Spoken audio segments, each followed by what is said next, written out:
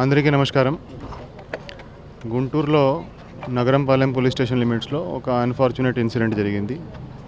ఈ బోర్వెల్ తవ్వే విషయం మీద ఇద్దరు కుటుంబాల మధ్య గొడవ జరిగింది. ఈ ఇన్సిడెంట్ 15th లేట్ నైట్కి జరిగింది. 16th రోజు వాళ్ళు పోలీస్ స్టేషన్కి వచ్చి కంప్లైంట్ ఇస్తే ఇమీడియట్గా దాని మీద ఎఫ్ఐఆర్ నమోదు చేయడం జరిగింది. ఈ ఇన్సిడెంట్ను చాలా తీవ్రంగా పరిగణించడం జరిగింది, చాలా సీరియస్గా తీసుకోవడం జరిగింది. ఇమీడియట్గా వాళ్ళని నెక్స్ట్ డే వాళ్ళని అందరినీ ఎవరైతే ముద్దాయిలు ఉన్నారో వాళ్ళని అరెస్ట్ చేసి ఈరోజు 24 hours తర్వాత వాళ్ళకి రిమాండ్కి కూడా పెట్టడం జరిగింది. సో ఏదైతే ఈ 16th రోజు కేసు నమోదు చేసినాక ఏదైతే దీనికి ప్రూఫ్స్ ఉన్నాయో, ఈ సీసీటీవీ ఫుటేజ్ ఉన్నాయి, ఇవన్నీ ప్రక్యూర్ చేసినాక అంతా రికార్డ్ ప్రిపేర్ చేసినాక ముద్దాయిలని 9 మెంబర్స్ని మల్లేలమూర్తి ఎవరైతే ఉన్నారో వార్డు సెక్రటరీ, వాళ్ళ కుటుంబాన్ని ఎవరైతే దాంట్లో ఈమె మీద ఈ లేడీ మీద అటాక్ చేయడం జరిగిందో వాళ్ళందరినీ అరెస్ట్ చేసి ఈరోజు రిమాండ్కి పెట్టడం జరిగింది. నిన్న సాయంత్రమే వాళ్ళని అరెస్ట్ చేయడం జరిగింది.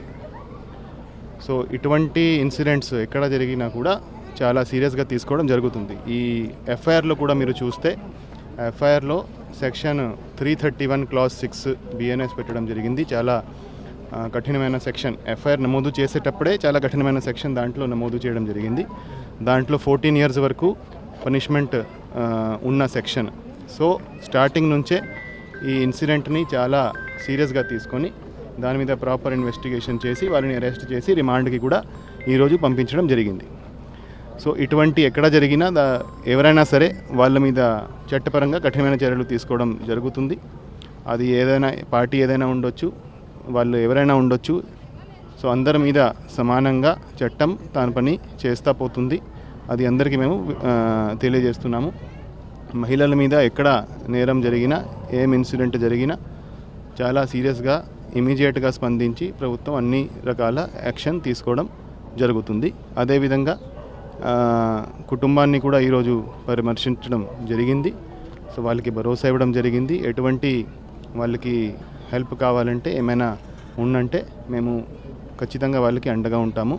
తర్వాత కూడా ఈ కేసులో ఖచ్చితంగా శిక్ష పడేటట్టు మేము అన్ని చర్యలు తీసుకోవడం జరుగుతుంది. Thank you. సో ఈ కేసులో ఇన్స్పెక్టర్ నగరంపాలెం కొంత డిలే చేశారని కొన్ని ఆరోపణలు ఉన్నాయి.